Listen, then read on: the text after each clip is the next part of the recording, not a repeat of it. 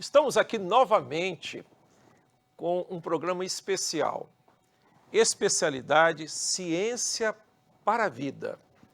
Retornando depois de um longo tempo, Covid, alguns problemas que surgiram, mas é tão importante nós falarmos da vida, da ciência, daquilo que os pesquisadores realizam, que nós resolvemos voltar. E com certeza nós vamos dar uma continuidade nessa segunda programação com entrevistados de altíssimo nível. E hoje nós temos aqui o professor Antônio Leles Pinheiro, dendrologista, estuda plantas. E ele vai nos falar de algo muito especial, óleos essenciais. Afinal de contas, o que é óleo essencial? O que é esse nome tão especial? O que difere, exemplo, óleos essenciais do nosso famoso óleo de soja, do azeite de oliva? Ele é professor aqui da Universidade Federal de Viçosa, professor titular, e também fez o mestrado aqui em Viçosa e o doutorado na Universidade Federal do Paraná. Professor, seja muito bem-vindo. Afinal de contas, o que é óleos essenciais? E o que difere o óleo essencial daquilo que é o nosso famoso óleo de soja, de milho e assim por diante? Ok, obrigado. Em primeiro lugar, eu gostaria de agradecer essa oportunidade, né? Boa tarde a todos que vão ouvir. E é um tema que sempre me fascinou desde quando eu fazia lá o primeiro, segundo grau. Até hoje eu me pergunto por que eu não estudei química, né? Uma vez que óleos essenciais é muita parte química. Mas eu acabei me tornando aí fiz alguns cursos de óleos essenciais e acabei me tornando aí um pouco especialista no assunto. E haja visto que hoje eu participo mais do programa lá da Química do que do meu departamento de Engenharia Florestal, né? Então vamos lá, o que são óleos essenciais? Como o nome indica, ele é um óleo essencial às plantas. Ou seja, as plantas, nem todas, mas grande maioria das plantas produzem óleos essenciais com um único objetivo: se proteger. Que coisa boa. Contra o quê? Insetos, fungos, bactérias, vírus. Então, os óleos essenciais, eles são hormônios, eles são reguladores, eles são catalisadores de uma série de reações na planta em que ela produz ele no sentido de viver. Por exemplo, plantas de deserto produzem óleos essenciais para manter a temperatura da folha a 22 graus numa camada de 2 milímetros. Então, isso é muito comum. Agora, o que difere um óleo essencial, na acepção da palavra, de um óleo vegetal, tipo soja, abacate, né, óleo de oliva e tudo, é a viscosidade. Um óleo vegetal é também chamado de óleo fixo, ou também óleos carreadores, e ele é viscoso. A gente pega ali no azeite de oliva, no óleo de soja, tudo viscoso. E o óleo essencial produzido pelas plantas são líquidos, totalmente líquidos, né? Então, existe essa diferença básica aí. Agora, os dois são utilizados aí na terapia de maneira concomitante. Por exemplo, você não pode abrir mão de um óleo fixo em tratamentos com óleos essenciais, né? Como assim? Me explica melhor essa frase que o senhor usou. Por exemplo, um óleo essencial, se a gente for fazer uma definição bem simples, a gente diria que o óleo essencial é um fitoterápico de alta concentração. O que é um fitoterápico? São coisas utilizadas para terapias, né? Modulação da saúde, etc. e tal. Ele é de alta concentração por quê?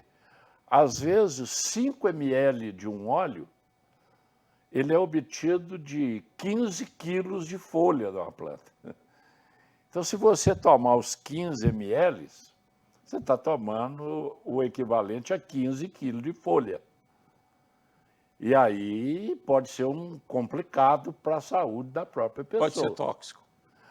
Então, ele tem que ser tomado com parcimônia, com cuidado, com orientação de um especialista na área de terapia, não é?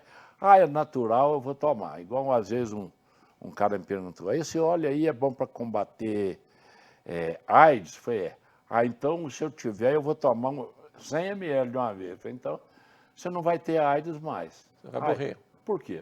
Você vai morrer e quem está morto não vai ter mais AIDS. Perfeito, perfeito.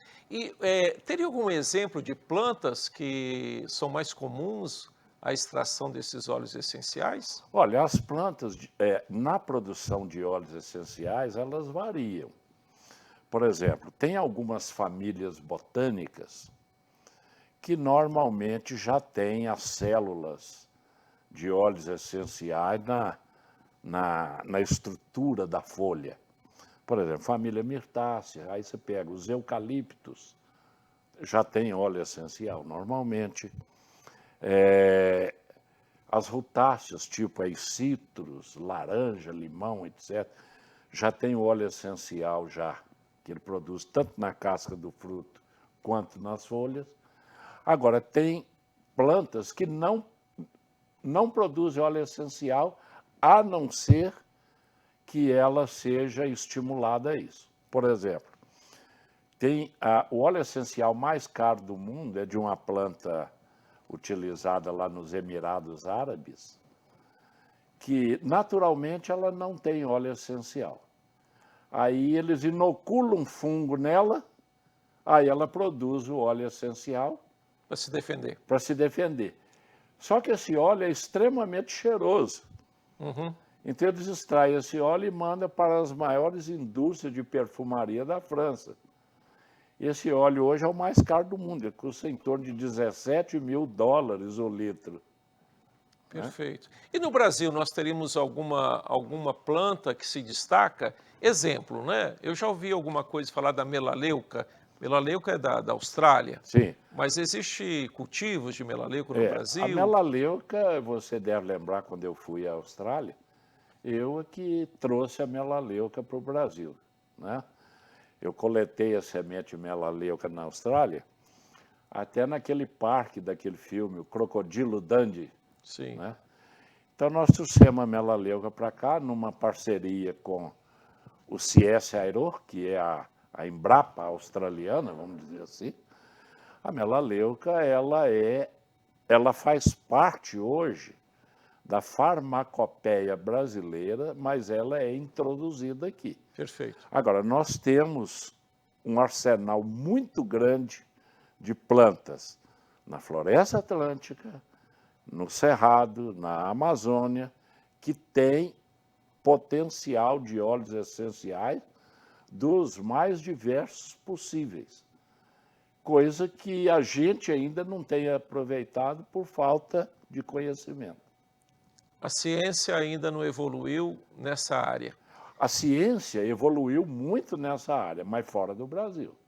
Sim. Então, quando se fala em óleo essencial na França, na Itália, Israel, na Turquia, todos eles têm uma tecnologia super avançada para isso. Agora que os óleos essenciais estão começando a ter um avanço muito grande no Brasil, porque o pessoal está se interessando muito por isso. Até que, dia 14 agora de outubro, teve um Globo Repórter a respeito de óleos essenciais. Ah, que coisa boa. Olha, o assunto é extremamente interessante, mas nós temos um tempo limitado. Mas fique conosco. Olha, nós vamos voltar aqui com informações maravilhosas, porque os óleos essenciais são importantes para a saúde.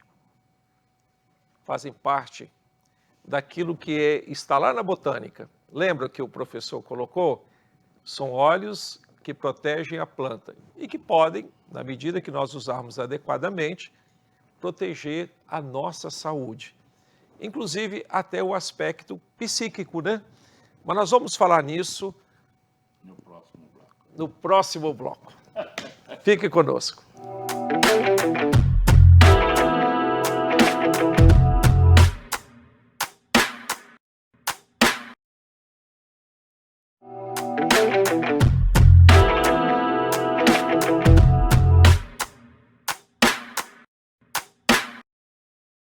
Estamos de volta, mais uma vez, com o programa Especialidades Ciência para a Vida, entrevistando o professor titular da Universidade Federal de Viçosa, Antônio Leles Pinheiro, e falando de um assunto maravilhoso, óleos essenciais. Afinal de contas, professor, o senhor teria alguma curiosidade, alguma coisa que poderia levar para os nossos telespectadores a respeito de óleos essenciais? Tem muitas até. Eu vou me ater a duas ou três para ser rápido e chuto. Por exemplo, eu disse aqui que os óleos essenciais produzidos em plantas desérticas, eles têm a função de formar um microclima na folha. Então, a temperatura no deserto pode chegar a 50 graus, que na superfície da folha vai estar 22. Então, esses óleos é muito comum em regiões desérticas.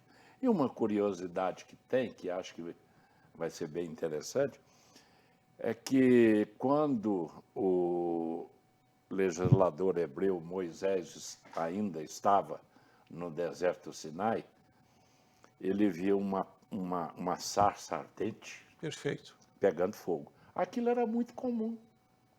A sarça pegar fogo até hoje por causa do óleo essencial.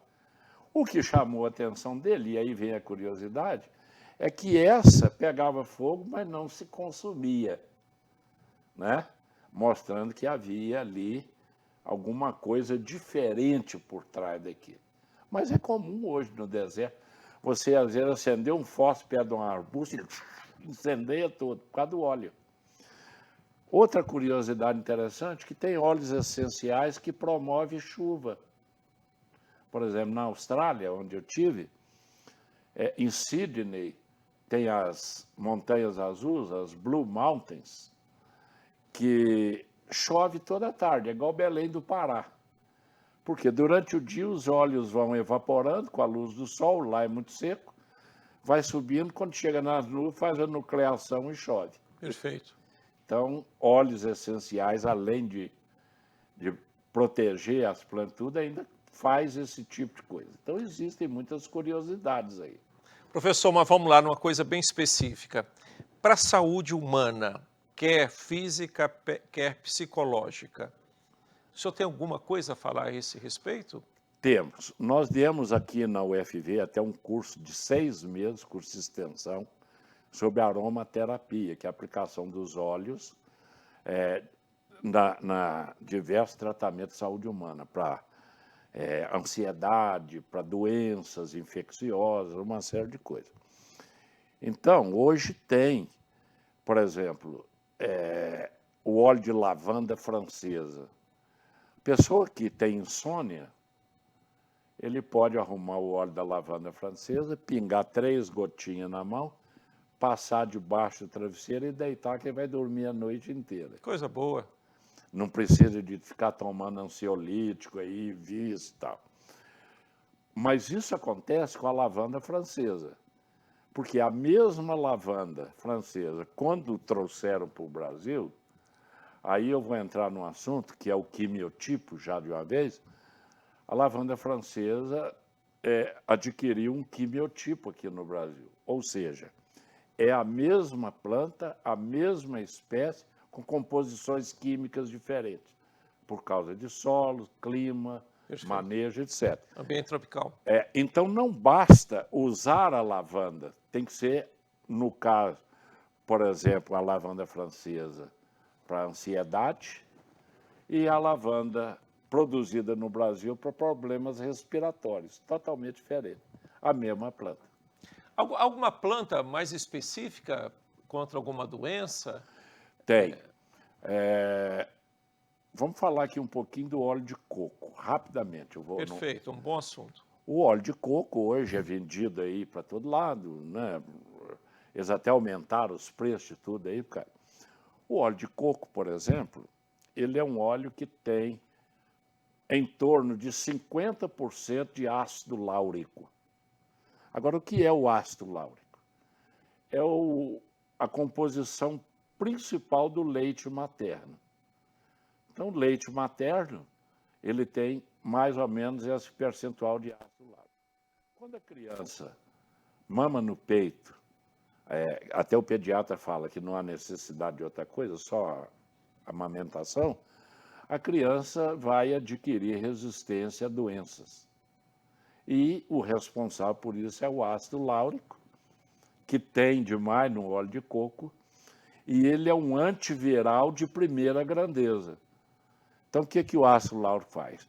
Ele vai ser processado pelo fígado, ele vai se transformar em monolaurina, essa monolaurina vai para a corrente sanguínea, e lá ela tem duas funções. Não deixar o sistema imunológico falir, e também tirar a camada lipoprotetora dos vírus, e aí o vírus fica exposto. Então, lá nas Filipinas, as crianças que comem muito coco nas praias não estavam apresentando HIV, porque o óleo estava atuando com essas crianças.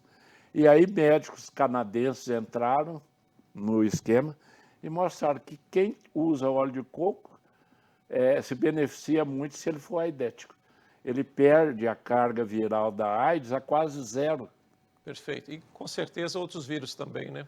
Eu tenho aqui até um livro, né? Aqui, ó. Óleos essenciais antivirais, né? Que coisa boa. Esse aqui, por exemplo, eu passei o tempo inteiro da pandemia coronavírus utilizando óleos essenciais. Que coisa boa. E não dei nem um espirro. Que coisa boa. Você teria mais alguma coisa a nos falar a respeito, por exemplo, uma pessoa curiosa como eu? Quer dizer, que tipo de óleo hoje nós encontraríamos no mercado da nossa região?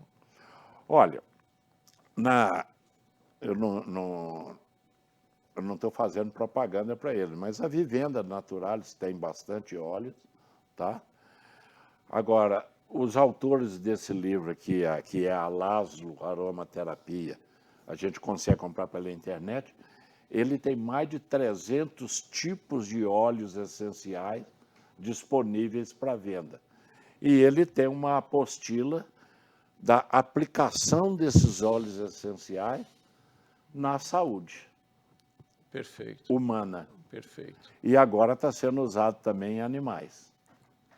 Algum animal específico? Cachorro? Principalmente animal pet, gato, cachorro, coelhos. Já tem hoje até pomadas desenvolvidas para animais de grande porte, cavalo, boi, né? Tudo com óleos essenciais. Perfeito. Você teria alguma recomendação, exemplo, no meu cotidiano, de manhã eu tomar 2, 3 gotinhas, de que tipo de óleo que eu deveria tomar, se existe essa indicação para aumentar a minha resistência? Olha, o óleo de coco, normalmente... Esse comprado no comércio, normal? Comprado no comércio, extra virgem, óleo de coco extra virgem. Ele é tão potente para aumentar a imunidade que ele é recomendado para quem está fazendo tratamento de câncer e está com a imunidade baixa. Que coisa boa, que coisa boa. Por causa da quimioterapia. Então, muitas pessoas têm se livrado de câncer tomando óleo de coco. Agora, é um preventivo. Como o óleo de coco está muito caro, você pode colocar aí o óleo de palmiste e o óleo de babaçu, que tem a mesma composição e são bem mais baratos. Perfeito. Que coisa boa. Alguma coisa a mais você poderia acrescentar? Infelizmente, a gente percebe que o assunto é... O assunto, eu até estava comentando aí com você que há pouco tempo eu fiz aí para o Lázaro uma podcast de 1h30, né? Sim, mas nosso tempo aqui é bem E mesmo curtinho. assim faltou.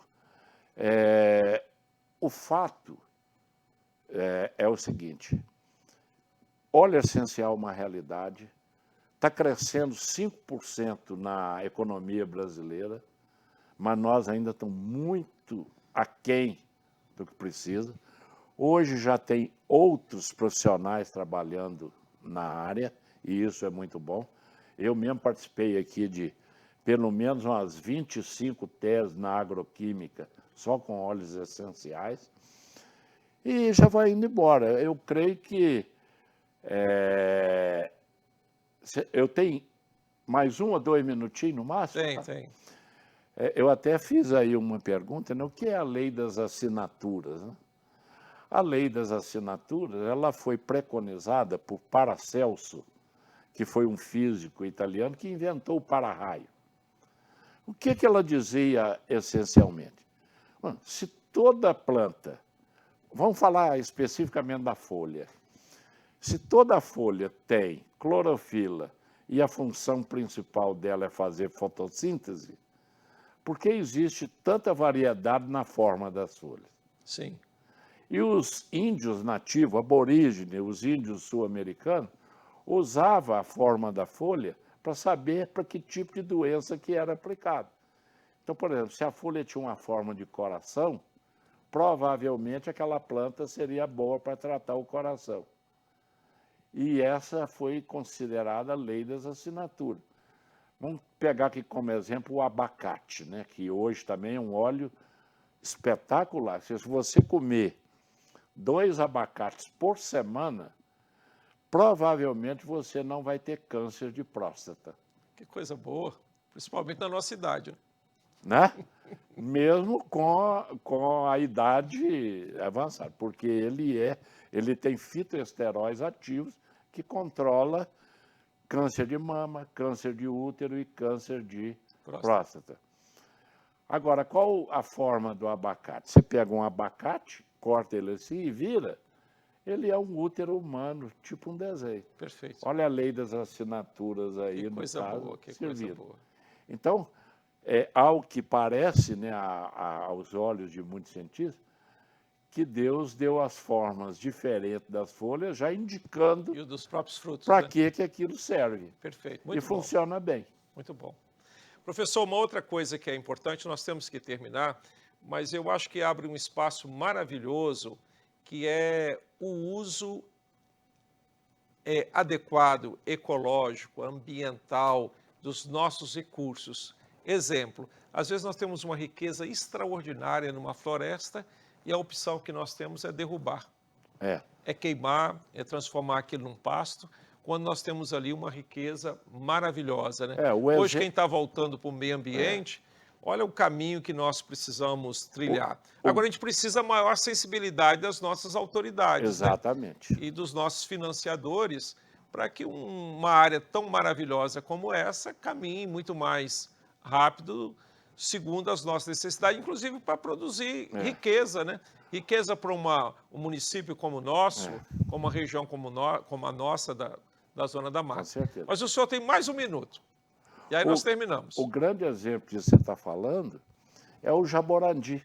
O jaborandi, perfeito. O jaborandi ele era arrancado das propriedades rurais no Maranhão, que era considerada uma planta invasora de plantio de mandioca. Sim. E de outras culturas. E depois virou... Aí depois descobriram que o jaborandi tem a pilocarpina, que é para tratar glaucoma. Aí o que aconteceu? Uma empresa multinacional, que é a Merck, patenteou a pilocarpina do jaborandi e hoje detém todo o comércio de jaborandi mundial. Perfeito. Tá bom. Não, às vezes nós estamos...